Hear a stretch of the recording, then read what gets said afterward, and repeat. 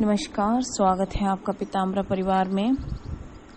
बहुत सारे लोगों ने एक प्रश्न किया है कि यदि हम कोई मंत्र जप या कोई साधना करते हैं और कोई पर विद्या ग्रसनी साधना के द्वारा हमारा मंत्र जप या हमारी मंत्र ऊर्जा चुरा लेता है तो हम उससे किस प्रकार बचें। एक ऑडियो भी आया है जो इसके साथ हमने अटैच किया है और वो इसमें कनाडा से बोल रहे हैं। उनका भी सेम यही प्रश्न है कि कैसे बचा जाए यदि कोई आपकी मंत्र जप ऊर्जा को चुरा रहा है या कभी आप किन्हीं लोगों से इस प्रकार मिल जाते हैं कि आपको पता भी नहीं होता कि एक साधारण वेशभूषा में कौन है, क्या वो कोई सिद्ध तांत्रिक है या कोई ऐसा पर्सन है जो आपकी मंत्र जप ऊर्जा को चुरा सकता है।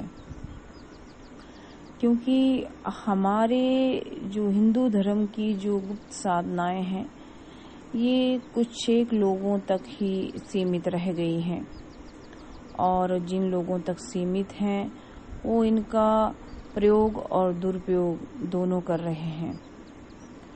तो काफ़ी लोगों ने व्हाट्सएप भी किया और हमें कमेंट बॉक्स में भी कमेंट उन्होंने लिखा कि आप बताइए कि यदि कोई हमारी ऊर्जा खींच रहा है तो किस प्रकार बचा जाए।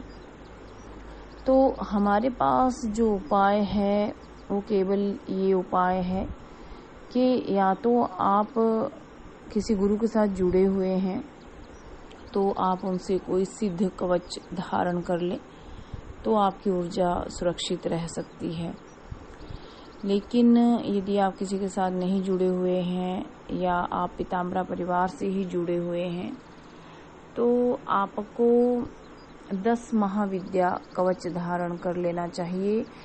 या यदि संभव नहीं हो पाता है कि आप 10 महाविद्या कवच नहीं धारण कर पा रहे हैं या पीताम्बरा परिवार से नहीं मंगा पा रहे हैं तो आप 10 महाविद्या कवच का पाठ भी कर सकते हैं। लेकिन कई बार रहता है कि पाठ करने में आपसे त्रुटियां हो जाती हैं, ठीक से आप नहीं कर पाते हैं या आपका ध्यान नहीं लग पाता है तो फिर इस समस्या से बचना मुश्किल हो जाता है। तो आप कवच भी धारण कर सकते हैं और कवच का पाठ भी कर सकते हैं। मान लीजिए आप कवच का पाठ कर रहे हैं तो वो तो आपको सुरक्षित करेगा ही। यदि आपने 10 महाविद्या कवच धारण कर रखा है तब भी आप सुरक्षित रहेंगे।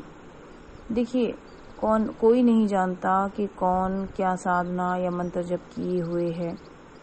जिस प्रकार आप सभी अपने मंत्र जप को या अपनी साधना को या पूजा को गुप्त रखते हैं उसी प्रकार से अन्य लोग भी रखते हैं।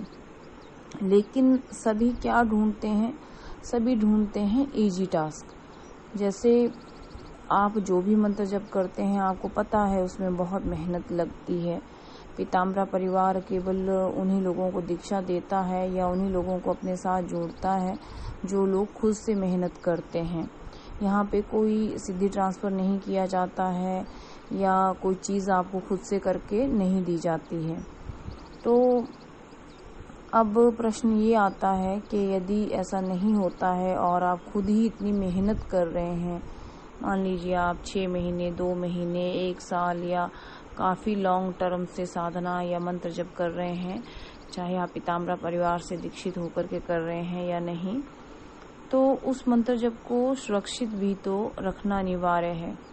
कई बार तो सूक्ष्म शक्तियाँ भी हमारा मंत्र जप चुरा ले जाती हैं तो उनसे उतना बड़ा खतरा नहीं है। अगर कोई सूक्ष्म शक्ति अगर आपका मंत्र जप चुरा रही है तो उनसे उतना बड़ा खतरा नहीं है। खतरा है जो भौतिक शरीर में जो दुष्ट लोग बैठे हैं उनसे, जो केवल ना आपका सिर्फ आत्मिक शक्ति को चुरा लेते हैं बल्कि आपके शरीर को भी कमजोर कर देते हैं। कैसे? अगर मंत्र जप चुरा लिया जाए, देखिए हमने एक वीडियो में बहुत पहले भी कहा था और कुछ एक वीडियो में कहा था शायद कि जो हम खाना खाते हैं, अच्छे अच्छे कपड़े पहनते हैं, अच्छी अच्छी ड्रेस पहनते हैं, या हम जो है अपने शरीर को पॉलिश करते हैं, मेकअप करते हैं, वो सारा हमारा शरीर का भोजन है। मतलब जो भी हम खा रहे हैं पी रहे हैं वो हमारे शरीर को लग रहा है। जो अच्छा पहन रहे हैं उससे हमारा शरीर सुंदर लग रहा है। जो भी हम पाउडर, क्रीम, इत्र या जो भी इस्तेमाल कर रहे हैं वो सिर्फ अपने शरीर को ही सुंदर बनाने के लिए कर रहे हैं। लेकिन आत्मा जो हमारी सबसे प्रिय चीज है, जो हम ही आत्मा है और आत्मा ही हम है। लेकिन जो एक्चुअल में हम है या जो चीज हमारी है, मतलब कि जो सोल हमारी है और जो एक्चुअल में हम है, आप उसका पोषण करने के लिए कुछ भी नहीं करते। तो आत्मा का भोजन क्या है? आत्मा का भोजन ये नहीं है जो आप भौतिक भोजन खा रहे हैं, पी रहे हैं, फल खा रहे हैं, खाना खा रहे हैं या कुछ और चीजें खा रहे हैं। वो आत्मा का भोजन नहीं, वो शरीर का भोजन है, उससे शरीर चलता है। लेकिन जो आप मंत्र जप करेंगे, जो आप उपासना, साधना, व्रत करेंगे या कोई भी अनुष्ठान करेंगे, वो आपकी आत्मा का भोजन है।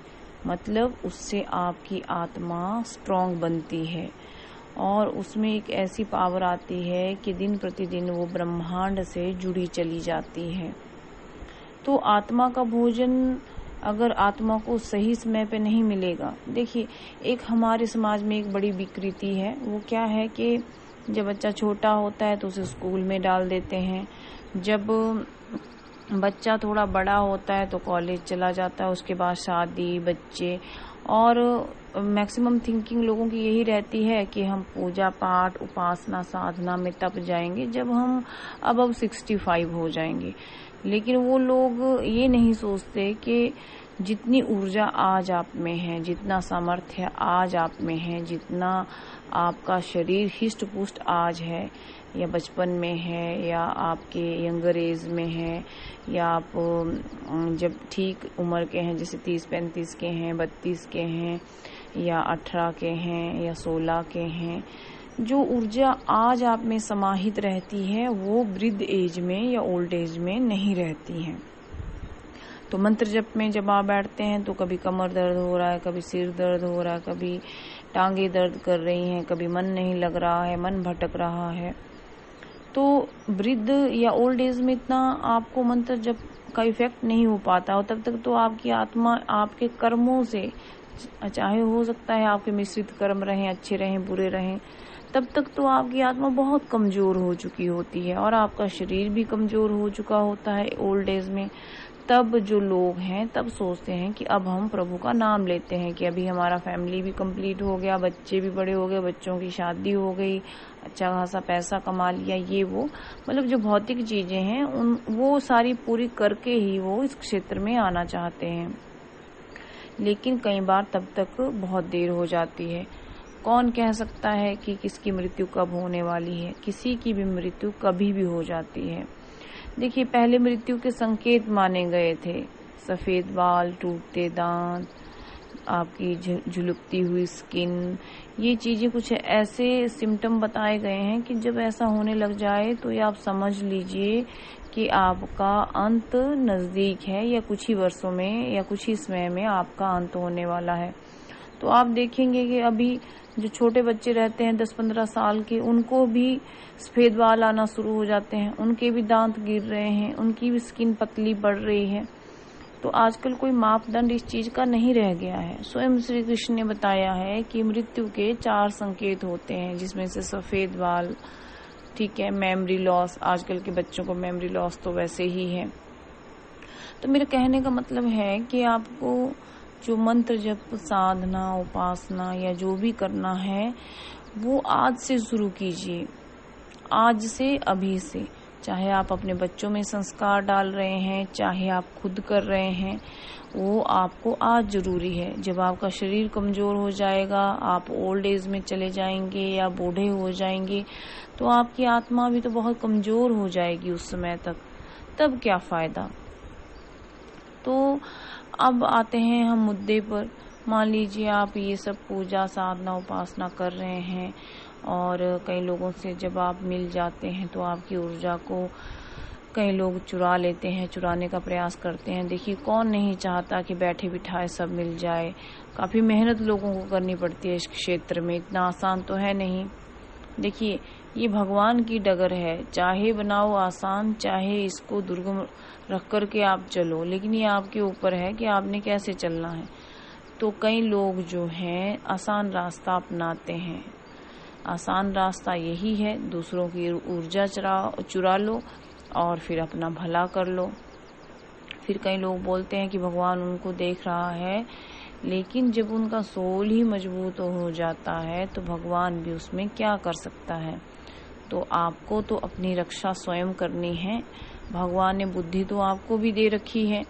सबसे पहली बात, आप किसी के साथ भी जुड़ रहे हैं, चाहे कोई सोसाइटी है, योगा सोसाइटी है, कोई गुरु है, चाहे कोई यूट्यूबर है, तो आपको सोच समझ के ही कदम उठाना है। ऐसा ना हो कि जिनके ऊपर आप पूरा निर्भर हों अपनी आध्यात्मिक उन्नति के लिए, वही आपको धोखा दे जाएं, चाहे वो कोई भी हो। ठीक है, तो आपको स्वयं अपने जो गुरु का चुनाव करना है वो सोच समझ कर करना है। बाकी आप कवच पाठ कर सकते हैं, सहस्त्र नाम पाठ कर सकते हैं, 10 महाविद्या आप कवच पहन सकते हैं। आप जो है अपने इष्ट से प्रार्थना कर सकते हैं। लेकिन इसमें जो सबसे आसान मेथड है वो 2 ही मेथड हैं। एक है 10 महाविद्या कवच धारण कर लीजिए, या फिर आप 10 महाविद्या कवच का पाठ कीजिए, या बहुत अच्छा रहेगा यदि आप दोनों कर लेते हैं। आज के इस वीडियो में सिर्फ इतना ही। अगर आपको ये वीडियो अच्छा लगा हो तो आप लाइक और शेयर कर सकते हैं। माँ भगवती की कृपा आप पर सदा बनी रहे। नमस्कार।